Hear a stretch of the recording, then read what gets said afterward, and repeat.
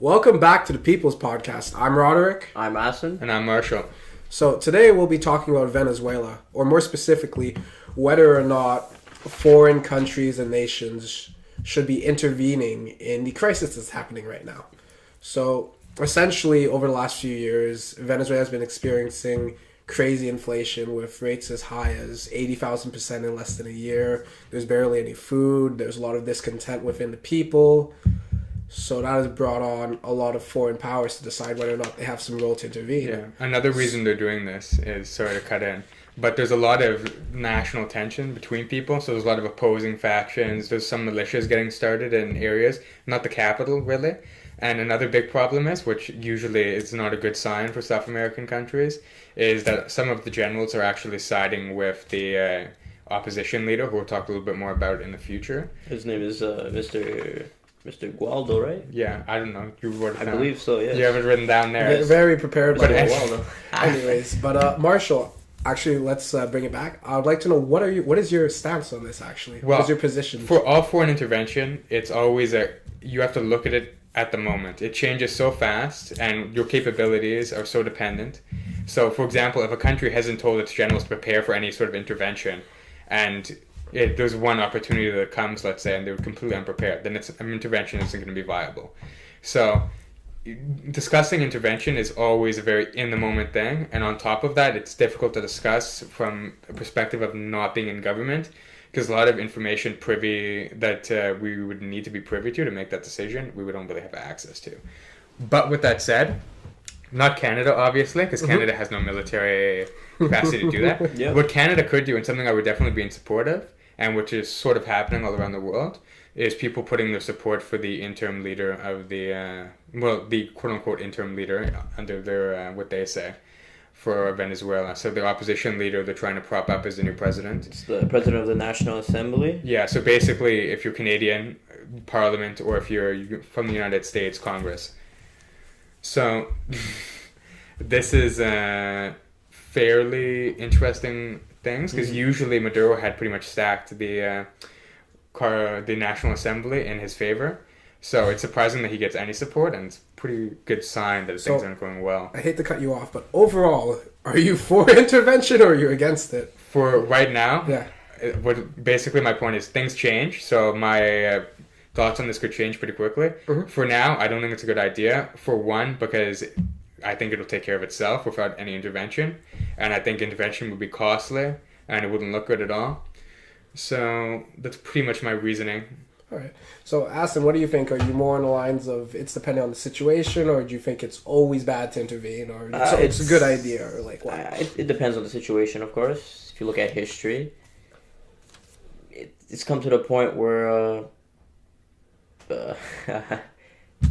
we have to decide when to intervene. So I'm just looking at Rwanda and kind of like comparing it. There's no signs that are telling me right now that the government or the United Nations should intervene. And I, like Marshall said, I believe that it will work itself out. I believe the Venezuelan people are a strong people. They will rise up against this. Rise up, gamers. Sure. Well, sure. I mean, I think a fairly plausible outcome of this is also going to be like not the interim leader, the opposition leader coming to power, but the military actually taking power under the guise of we're going to make a stable government. Yeah, and one thing, I kind of just want to get into my point necessarily, is that I actually think that no intervention under any means is appropriate, nor will it be positive or have any good measures. And my reasoning is for this: if you look at the history of 21st century interventions led by the United States, or 20th century interventions led by the United States, absolutely none of them have had positive impacts besides World War II. Like, we can look at Syria, Iraq, Libya, but there are two things. South America. I know I'm not being very specific with South America, but we can pick and choose our countries there. Yeah. Or you can look at Haiti, and the list goes on and on.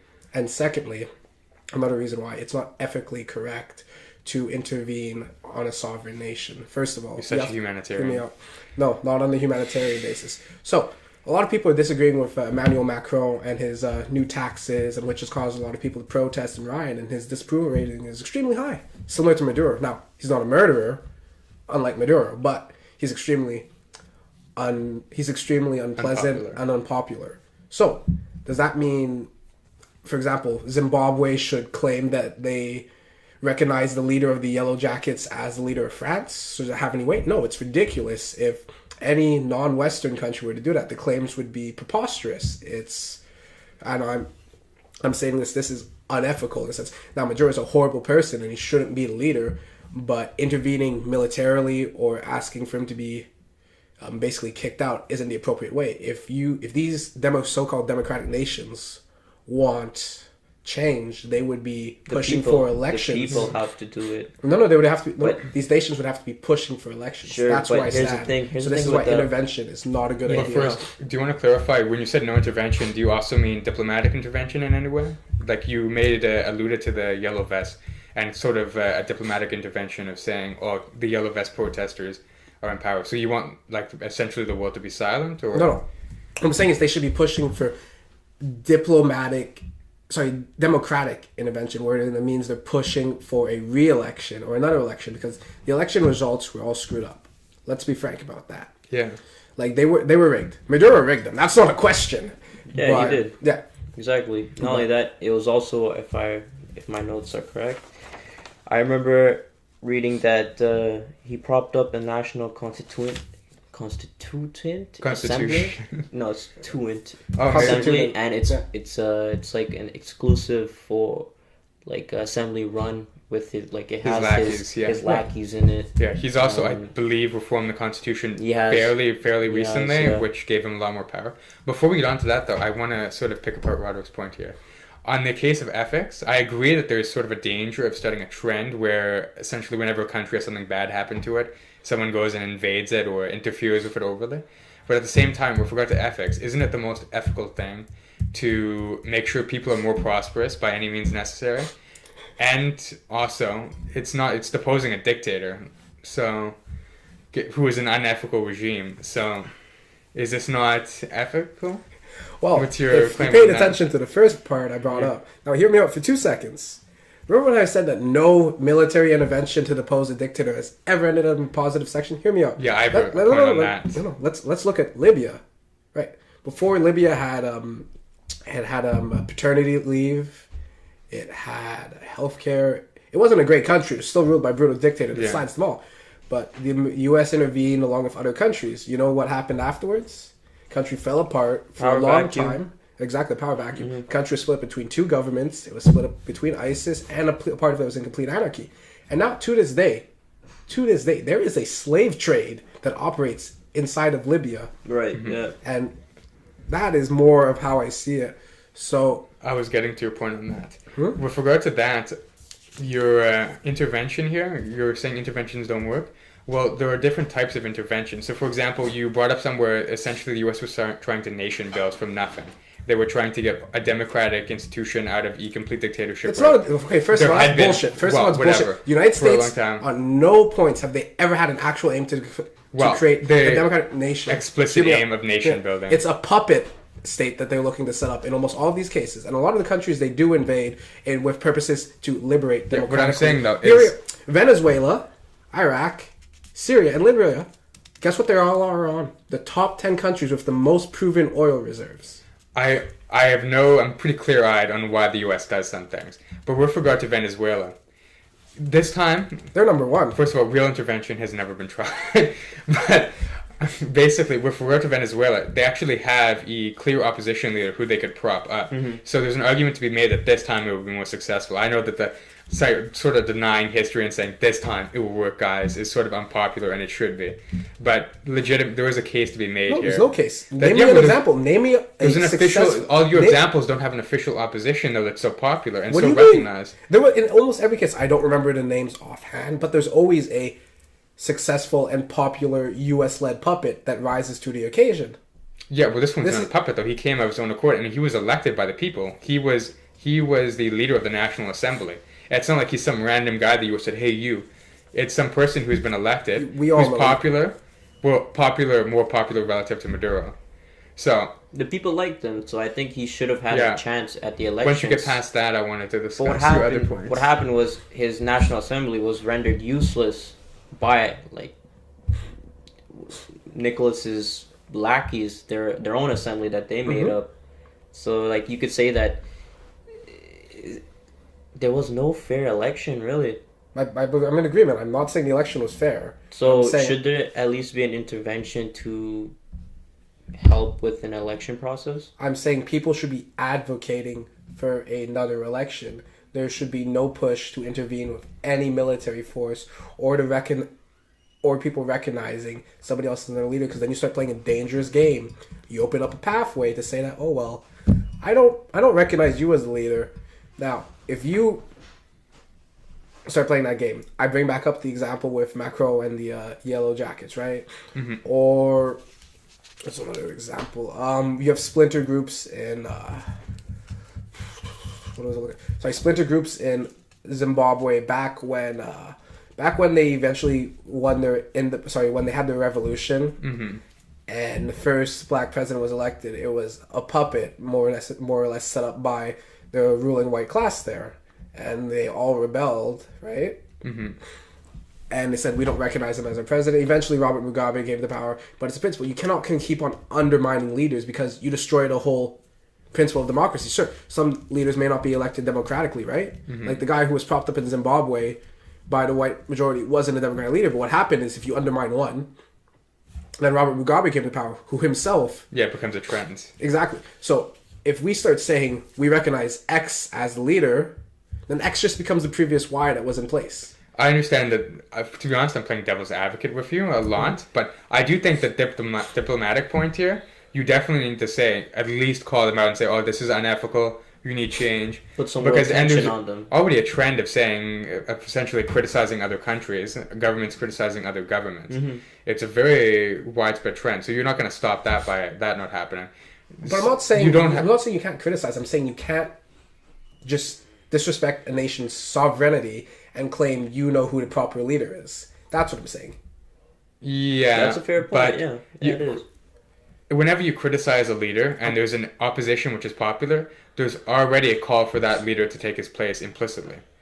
So it's like, they may not say it in words, but if let's say Ahsan was the leader of a country and Roderyk was his second-hand man or right-hand man, and he was popular, but you disagreed with each other, and I said, oh, Ahsan, not leading very well, very poor leadership, wish something could change. There's obviously, just because I don't put it in words explicitly doesn't mean that I'm not calling for a change of leadership. There's an intention that they want change. That's fine, but words are very, very important. You can't just say, well, X means X. Like, no, it is a very important thing. We also have to look one more time. I'm going back to the interventions never being successful. Here. Well, I'm not talking about a military intervention. It can be diplomatic. There are many times in which leadership has changed hands. For example, South Africa, where diplomacy and pretty much caused this itself. Like, they basically, with sanctions and pressure from the West, which caused South Africa to stop hold free elections. Have free elections. Yeah. Yes, but that's what I'm in favor. Because they were criticizing the leadership. Embargoes, they were sanctions actively criticizing the president. You president. can criticize them, but they weren't saying that they weren't. They weren't saying that we recognize Nelson Mandela as the leader. Well, they're saying we don't recognize your government as anything good. So it's but pretty we recognize much us the as same good, but it's not the same thing. There's a clear distinction between the two. And also, if we're pulling South Africa as an example, it's not faring exactly well. Well, I know. High rates of HIV. I think medium human development. Not a very high GDP per capita. Well, I agree with you there. There's still a lot of tension there too. So it didn't really stop on that front either. But my whole point is, I don't think a lot of people would say it was morally wrong. Some might, and I think there's a case to be made that maybe the reform should have been more gradual, or they should have been set up with certain things, or what have you. But those things could also be done for Venezuela. There could be aid given to the new government, sort of some experts temporarily transferred there to help with the transition and things like that. Do it right in order this to time. and there's a legitimate argument for that economically. Like, of course, you're paying these people, so some people say, oh, well, why are we helping them with those problems? But with regard to economics, if one country is doing well, a rising tide raises all boats. So there will be indirect economic benefits for you. So putting, like, let's say, 100 people, Canadian diplomats, let's say, or governmental experts, and giving them to Venezuela for the governmental transition will ultimately be economically beneficial. So, But I think you could do that, and you would have to call out the person there, obviously, and it would have to be, you wouldn't have an intervention. But once the country had taken care of itself and deposed him or done whatever with him, you could definitely do that. So And that would be an invalidation of their sovereignty to some degree. You've got Canadians running things. You've got Canadians helping So things. so what you're proposing is imperialism. If you And want you know to what's call it gonna that. happen It's is- not direct control, No, it's- but here, there's degrees of it. When you set, this is also a good setup for, is for companies to go and take advantage of the natural resources. Yeah. And it comes back to things that United States loves oil. And this sounds just like another plot to extract resources. You're phrasing it nicely. You're saying, "Oh, we'll help them out. We'll course, do this." well- But do you guys remember the similar promises that were made about Afghanistan? That we're gonna build schools. We're gonna do this and that. Well, for starters, you're talking Or- about the United States records of things. I'm talking about I'm Canada. talking, Canada follows them. Canada. Well, Canada Canada's followed them, but been Canada dick never slapped said, by America. I'm going to give you so and so. And Canada can act independently. Yes, the United States definitely does. When does Canada act independently? They acted independently by not going to Iraq. So I was about to say Yeah. the Saudi Arabia allegations, but And Iraq and a bunch of things. And Iraq. NAFTA, there was pretty heated things. We didn't just immediately kind of concede to the no. demands. Instead, we bent over and got on our knees after a few months. Well, no, we did get some things out of it. We did get some tariffs from them taken down, and they got some from us taken down. But Anyways, let's get away They from didn't Canadian foreign policy Well, I and back know. to. But they didn't Venezuela. I have an steamroll us, idea. essentially. Yeah. So, would economic sanctions on Venezuela by other countries be a good idea or not? Well, we there's already- there's already ones in place. Yeah, Okay. and it's currently setting the groundwork for a revolt in the country because people are Because obviously people are so poor they can't afford nothing. Yeah, so they're it doesn't do it pretty any good, angry right? about it, and they want change. Obviously, it encourages change, and no one really believes Maduro has a lot of love for him when he says, "Oh, the Western countries are doing this," even if they are. Like, so it's not a bad move, though. he's not- If you're talking about What are the Canada's interests or people- the West's interests. Are the people suffering for? Well, People are suffering yeah. crazy. Hear me out. At the end of 2018, they hit 80,000% inflation, according to Forbes. Now, picture that.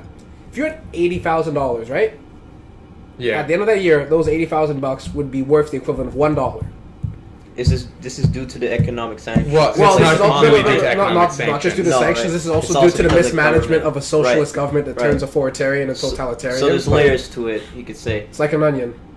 Sure. Makes you cry. Exactly. Made Venezuela Communism cry, at makes least. everyone cry. But yeah, if we forgot to your imperialism little snide remark there. I think it's first of all obviously not direct imperialism, or at least imperialism as most people would say. If we sent those like 100 diplomats there to help, people wouldn't be like, oh, the Canadian Empire, which currently controls Venezuela, Federation. is just ruling everything. I don't think there would be a lot of that talk, and I think it's a little bit unreasonable. But if you're saying, oh, it's unethical to kind of have your hand in another person's government, most governments, or at least any governments or countries with power, do have a hand in each other's government. Like that's Russia. like, yeah, it's just part of being in China. the world today that there's going to be some intervention diplomatically or with anything. It's like saying, oh, if you criticize the government, well, you're moving the hand of the government indirectly. I'm not saying you can't So- criticize them, but you shouldn't be. Well, what's the difference between if the hand? I'm using the hand of the government as kind of an example. If the hand moves because I tell it to move, and it does, which is like criticizing, versus me going like this and moving it, is there really that much of a Yeah, difference? let me explain. So let's say, I hate using this hypothetical hand, but the idea of criticizing government is just like you shove the government, right? If you recognize somebody as a leader, it's a punch to the face. That's, in my opinion, an act of war. That's an act of aggression. Either way, it still starts a fight. Huh? It still starts a fight either way. Criticism Or starts a Not necessarily. fight, or you can take action by yourself and prop up. And a either way, public this wouldn't be stake. like these. That's more direct. When I'm talking about like this certain number of governmental experts, they're not like coming in and taking over. This is after everything's said and done. I've heard this And many the a new government- times. Yeah. Where have you heard this? From the United States? Who did you Huh? hear it from? I heard it in Libya. From heard it who? in Who said that? Afghanistan. Because Canada did send some military experts there, yeah, and the military did receive some benefits from that. But this is a governmental thing, and there hasn't been. It would still help either way. I don't see the argument against it. You can say, oh, it doesn't work, but overall, it's a pretty small investment for something. So if it doesn't work, it's not like it's going to be the end of the world or anything. Well, I'm against foreign aid in general, quite frankly. So. Well, it's foreign aid Well- with you experiencing something, you getting something out of it, which And is another an point is, economy that's not hear me out trash. before 2 seconds, because free trade is great. I love free trade. Yeah. And I think we should respect the nation's sovereignty. And I am big on human rights, so I'm fine with criticizing. But at the same Wait, time, you're big I'm- on human rights, but then you're not accepting foreign aid. huh? Well, Yeah. foreign aid is human right. it's right. not necessarily human rights. No, but if I say that X is important, and I see if I say that stealing is bad, and I see somebody stealing and I don't stop them, I still believe stealing is bad. Let's go a bit deeper than that. Let's just say there's genocide in the country next over to your own country. Would you want to aid them in any way? If you're the government, you're the head of the state, right? Well, What's the context? Yeah, you may want to do it, but whether or not you can, or it'd ultimately be beneficial to do it, is sort of up to chance. So, for example, if the United States was having a genocide and Canada intervened, the only result is that once they were finished with the genocide, America would start killing Canadians. Well, actually, so overall, that's that's a more possibility. good. I'm actually going to take 2 seconds because Ahsan actually does have a really good point with this, and especially for Rwanda, where the Rwandan genocide just kind of happened, and then afterwards they got pissed off, and the Western countries felt bad for not intervening. But so then they went and they completely screwed up Congo. You know what happened with Rwanda? I believe there's 2 groups. There's a minority and majority. The minority group, I don't know the names, so I can't say them. I don't want to be ignorant with saying like the wrong proper name. So all I know is that there was 2 groups. There was majority and minority. The minority owned most of the farmland. They were like the rich people, right? Yeah. And they were being killed off by the majority. Now, the majority was being supplied guns by the French. And that majority group was killing the minority. And hence the genocide happened.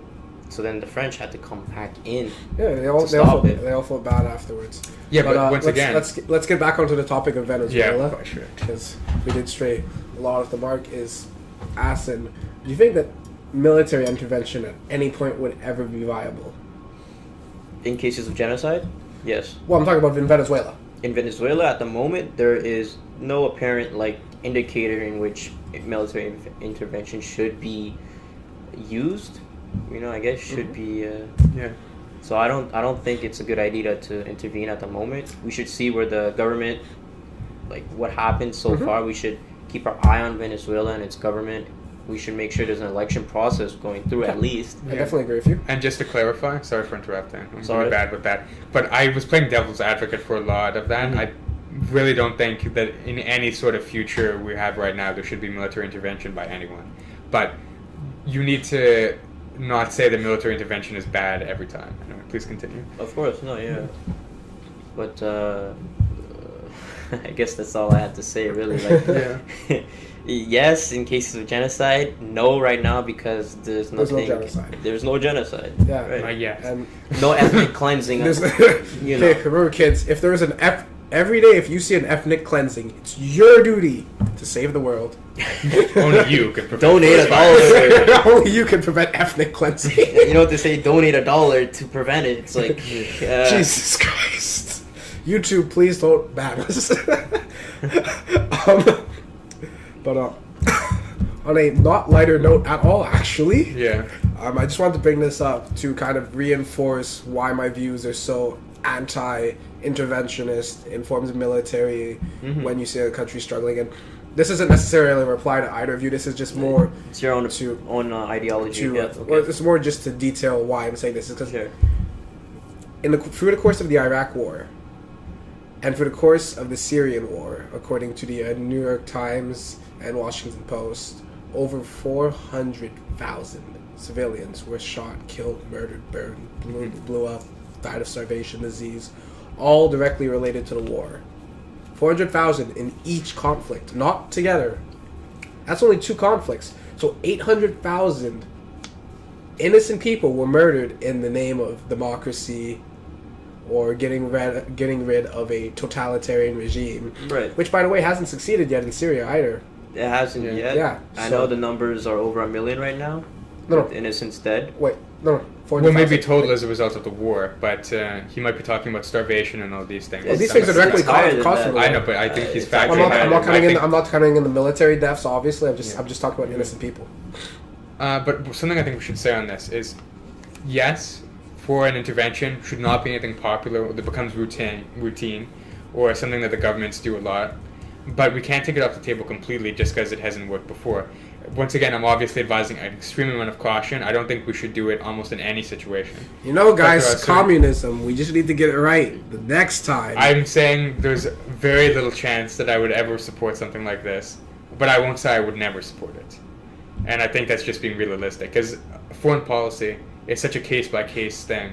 I think it's dangerous to say... Yes, who has more oil, who has less oil? Well, no, it's case-by-case with regard to if it's actually going to benefit anyone. So to take the intervention, this massive amount but tool, that especially for the United States has, off the table forever, seems to be pretty unrealistic to me. Yeah. And I just want to bring up one thing that Ahsan brought up, is that there is one exception where I will agree with you, and I agree with you because you brought this up, is in order to stop genocide or an ethnic cleansing, because what happens is we feel really, really guilty if we let that happen in the case of Rwanda, and then we just let them go and destroy the Congo afterwards because we felt bad for letting it happen to them, or in similar circumstances. So you brought up a really good point. Yeah, I agree, obviously. Ethnic cleansing is bad. Yes. Insightful. Yes, it is. Well, no, we lose touch of the basic things sometimes. I won't disagree. Yeah. Were you too busy, let's say, looking at the big picture that you forget? Sometimes it's like everything starts from the bottom. Some It's people... the grassroots that usually lead up to the big moments in history. Some people will say foreign intervention is never okay until they're reminded that you should never take anything off the table. Some people. I think we should talk about United Nations now. Yeah, And definitely. in their situation, how would they proceed with this? Well, they wouldn't be able to stop anyone of note's foreign intervention. So if like we've already seen the United Nations attempt to stop someone from intervening who had any power, the U.S. and Iraq, They can't. and Or they can't do that. China and their claims in the South China Sea. What they could do is basically send remember that, diplomats, yeah. send peacekeepers, help with the free elections if they happen by having people watch over it. That's a pretty popular service. They could do that, but we'll see if They're it very happens. limited. They're very limited in capability and will too, because there's so many Yeah. countries with diverse interests in there. And especially when one of the superpowers take charge, right? Yeah. You can't do anything. You Yeah. can tell them to stop, but If any superpower does anything, Definitely. nothing's And happening. especially with superpowers taking sides, like the United States and most of Europe are siding with the leader of the House, right? Yeah. Yeah. Well, meanwhile, Turkey, Russia, and oh god, I I forgot, believe China. China are siding with Maduro. Thank you very much. Just a quick question, since you brought it up, what do you think the UN should do? honestly, Is it similar to the goals that Marshall laid out, or something yeah, different? no, they're very similar. I was reading it up on the actual website, the United Nations website. You can't really do anything, really. It's only in cases where there's ethnic cleansing, genocide, there's like undemocratic things happening. But what is democratic when you have United Nations, right? When it's United Nations involved, when you have China and Russia as big powers. Yeah. It's difficult for it to define. If someone Yeah, says in the exactly. United Nations it's undemocratic, there will be people who say, oh no, it's completely democratic just to protect their interests. Yeah. Because in my definitely. country, it's like this, it's Yeah. like that. I should clarify too that I don't think we should send peacekeepers or diplomats in. We might be some diplomats in now. Obviously, would not be the It's time too for that. early. But Yeah. if you basically need permission from the government for anything good to come out of it, because just sending peacekeepers in, they're going to be shot up by Possibly, no, by yeah. anyone who doesn't No. get permission Yeah, too. So definitely. and the diplomats are just going to be thrown out Because as useless. bringing back to Rwanda, they sent peacekeepers. They did, Yeah. but those peacekeepers, they didn't. A lot of them didn't survive. Like Yeah. some were shot dead. And they were extremely strained by both the UN's rules and the fact that Yeah. they knew, even if the UN did change the rules, for a lot of those situations, if they actually did act out against the people taking part in the genocide, they would not be around for long, No. because of course they had a lot more power than them. Yeah, and when So- situations change, like in Rwanda, the peacekeepers they had to pull out, even Yeah. though it was like in the middle of the genocide when it was occurring. Like they had to pull out Yeah.